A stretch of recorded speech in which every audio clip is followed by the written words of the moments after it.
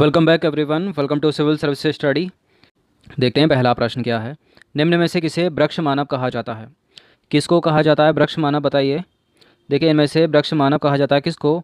Richard centre barb baker को। किसको? Richard centre barb baker को। तो वृक्ष मानव रिचर्ड सेंटर बार्ब बेकर को कहा जाता है। और जीवन दर्शन व विचारों पर आधारित पर्यावरणविद सुंदरलाल बहुगुणा की पुस्तक रिचर्ड सेंट बार बेकर का विमोचन किया। चलिए क्वेश्चन नंबर 2 देखते हैं। निम्नलिखित में से कौन सा हार्मोन अग्नाशय से स्रावित नहीं होता है? तो देखिए, अग्नाशय को बोला जाता है पेनक्रियास। पेनक्रियास से 3 हार्मोन्स निकलते हैं। कौन कौन? ग्लूकेगान, इंसुलिन और सोमेटोस्टैटिन। कौन कौन? ग्लूकेगान, इंसुलिन और सोमेटोस्टैटिन। बेसोप्रेसिन नहीं निकलता है। तो बेसोप्रेसिन नामक हार्मोन्स का स्राव जो होता है मूत्र को जल पुनरावशोषण को प्रेरित करता है। और इस हार्मोन्स की कमी से क्या हो जाता है? डायबिटीज़ नामक रोग हो जाता है। इंसुलिन नामक हार्मोन्स का स्राव अग्नाशय के लेगनहाइज की दीपिकाओं से होता है और बीटा कोशिकाओं से होता है उसकी। और ग्लूकेगान हार्मोन्स अग्नाशय के लेगनहाइज दीपिका की अल्फा कोशिकाओं से होता है। और सोमेटोस्टाटिन भी अग्नाशय के लेगनहाइज की दीपिका से गामा से निकलता है। तो आपको यहाँ कुछ 3 चीज़ें इंपॉर्टेंट है, याद रखनी है। पहली बात, लेगनहाइज की दीपिकाएं कहाँ पाई जाती हैं? तो लैंगरहैंस की दीपिकाएं जो पाई जाती हैं वो अग्नाशय मतलब पैनक्रियाज में पाई जाती हैं। और इस लैंगरहैंस की दीपिका में 3 प्रकार की कोशिकाएं होती हैं। एक होती है अल्फा कोशिका, एक होती है बीटा कोशिका, दूसरी होती है गामा कोशिका। अल्फा कोशिका से कौन सा हार्मोन्स निकलेगा? Glucagon hormones. बीटा कोशिका से निकलेगा इंसुलिन हार्मोन्स। और गामा कोशिका से निकलेगा सोमेटोस्टेटिन हार्मोन्स। मोस्ट इंपॉर्टेंट है, इसको बहुत पूछा जाता है। चलिए अगला प्रश्न देखते हैं। निम्नलिखित में से कौन परिसंचरण तंत्र का हिस्सा नहीं है? इनमें से बताइए कौन सा होगा परिसंचरण तंत्र का हिस्सा? तो रक्त भी परिसंचरण तंत्र का हिस्सा है, धमनियाँ भी परिसंचरण तंत्र का हिस्सा है, हृदय भी परिसंचरण तंत्र का हिस्सा है। लेकिन वृक्क यहाँ मतलब किडनी जो है वो परिसंचरण तंत्र का हिस्सा नहीं है। तो रक्त, धमनियाँ, हृदय, रक्त हो गया, धमनियाँ हो गई, हृदय, तीनों शरीर के परिसंचरण तंत्र का हिस्सा हैं, जबकि वृक्क परिसंचरण तंत्र का हिस्सा नहीं है।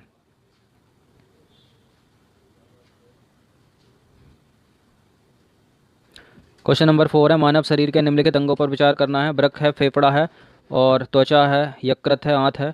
उपरोक्त अंगों में से कौन से उत्सर्जन तंत्र में शामिल होते हैं? तो कितने हो गए? 1 2 3 4 5 हो गए। तो सारे के सारे वृक्क मतलब किडनी, फेफड़ा, त्वचा, आंत और यकृत जो है क्या हो गए? ये सबके सब उत्सर्जन अंग है, उत्सर्जी अंग है। तो इसका आंसर हो जाएगा डी, 1 2 3 4 और 5। तो मानव के उत्सर्जन तंत्र के अंतर्गत निम्नलिखित अंगों को शामिल किया जाता है। जैसे स्किन भी एक उत्सर्जन अंग है क्योंकि स्वेट बाहर निकलता है ना। फेफड़ा लंग्स हो गया, यकृत मतलब लीवर, किडनी मतलब वृक्क, आंत मतलब इंटेस्टाइन। उल्लेखनीय है कि शरीर की कोशिकाओं से बेकार पदार्थों को बाहर निकालने की क्रिया को उत्सर्जन कहा जाता है। इसी क्रम में वैसे अंग जो उत्सर्जन की क्रिया में भाग लेते हैं उनको उत्सर्जी अंग कहा जाता है।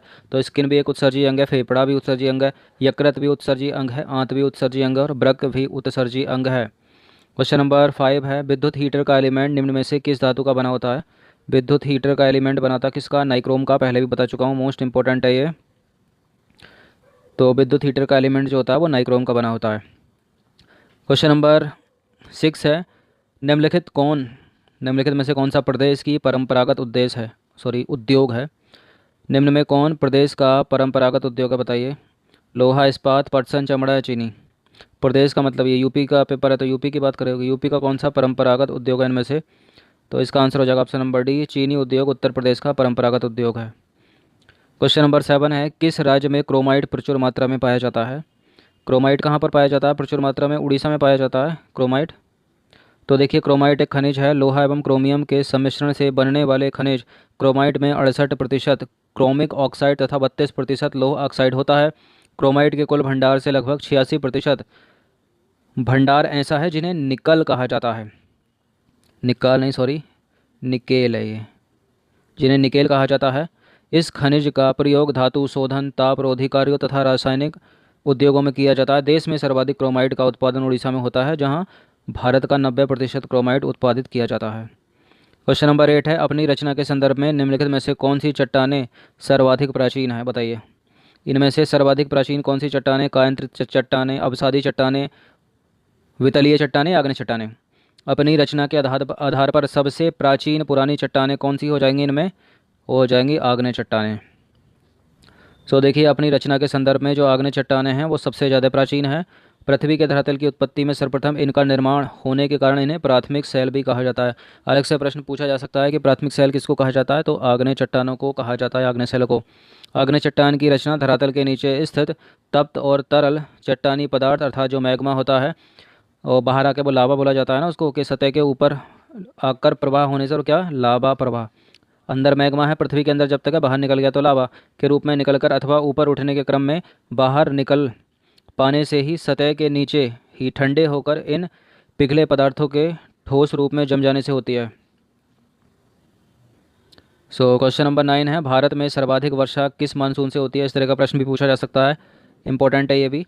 तो दक्षिण पश्चिमी मानसून से भारत में सबसे ज़्यादा वर्षा होती है। तो भारत में सर्वाधिक वर्षा दक्षिण पश्चिमी मानसून से होती है।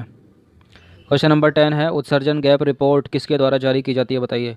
उत्सर्जन गैप रिपोर्ट किसके द्वारा जारी की जाती है? World Economic Forum, United nation environment Programme, German Watch, पर्यावरण, वन और जलवायु परिवर्तन मंत्रालय। बताइए उत्सर्जन गैप रिपोर्ट किसके द्वारा? आंसर हो जाएगा option number B, united nation environment programme, मतलब UNEP, united nation environment programme.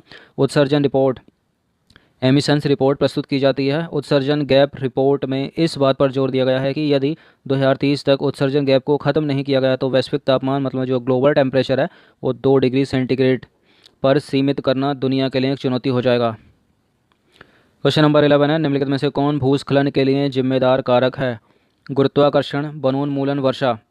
तो भूस्खलन लैंडस्लाइड जो होती है, वर्षा भी होती है, वनोन्मूलन, वन का अगर आप हानि करोगे, जो पेड़ होते हैं उनकी जो जड़ें होती हैं मिट्टी को पकड़े रहती हैं ना, जब वनों को काट दोगे तो क्या हो जाएगा, मिट्टी बहने लगेगी पानी से। और गुरुत्वाकर्षण भी है क्या इसमें?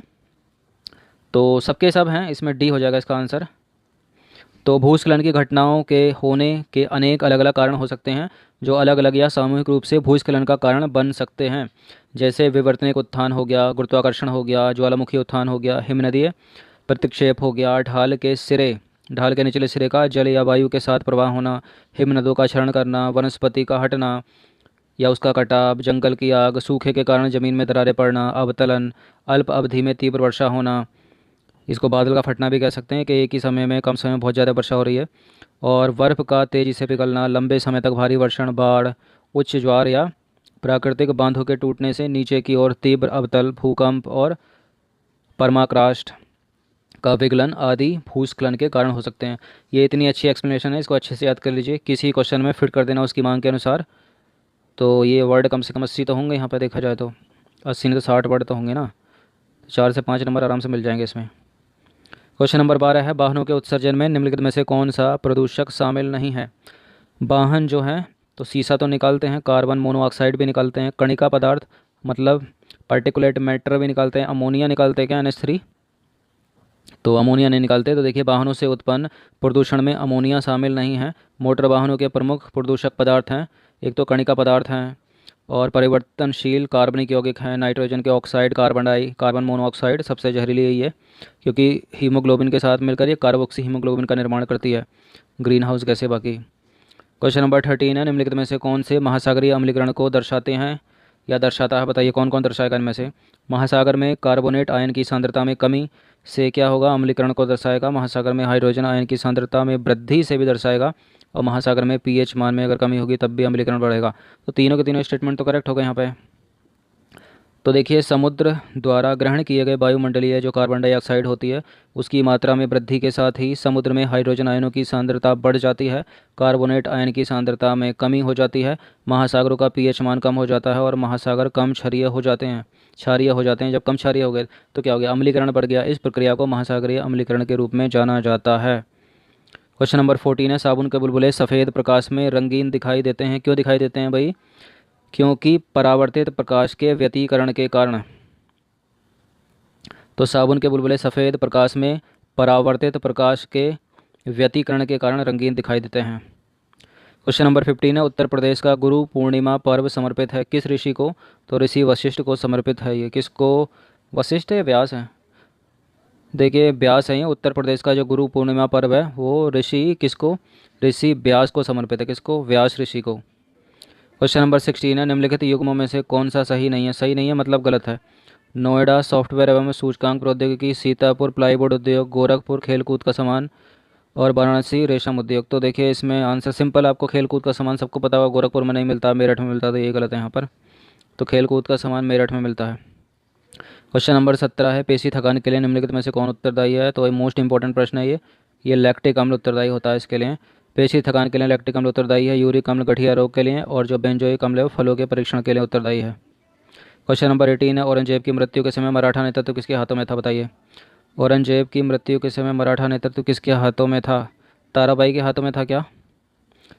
बिल्कुल करेक्ट है। देखिए, औरंगजेब ने 1658 से 1707 तक शासन किया। उसने 1669 में बनारस के विश्वनाथ मंदिर एवं मथुरा के केशव राय मंदिर को तोड़वा दिया था। उसने दारुल हर्ब मतलब काफिरों का देश, भारत को दारुल इस्लाम मतलब इस्लाम का देश बनाने का प्रयास किया। उसे जिंदा पीर या शाही दरवेश भी कहा जाता है। एक एक एक्सप्लेनेशन में अलग से प्रश्न बनेगा औरंगजेब के ऊपर। राजा राम की मृत्यु के बाद उसकी विधवा ताराबाई ने 1700 से 1707 ईस्वी तक अपने 4 वर्षीय पुत्र को शिवाजी द्वितीय के नाम से गद्दी पर बैठाया और शासन की बागडोर अपने हाथों में रख लिया। क्वेश्चन नंबर 19 है, केंद्रीय शुष्क भूमि अनुसंधान संस्थान कहाँ पर स्थित है? जबलपुर, जोधपुर, हैदराबाद या झांसी? केंद्रीय शुष्क भूमि अनुसंधान। क्वेश्चन नंबर 20 है, अंतिम प्रश्न पर आ गए हम। निम्न में से किस नदी के तट पर गोरखपुर स्थित है? बताइए। गोरखपुर स्थित है किस नदी के तट पर? घाघरा नदी पर नहीं है, गंडक नहीं है, सरयू नहीं है, इसका आंसर है राप्ती नदी के तट पर। देखिए, गोरखपुर जो है वो राप्ती नदी के तट पर स्थित है।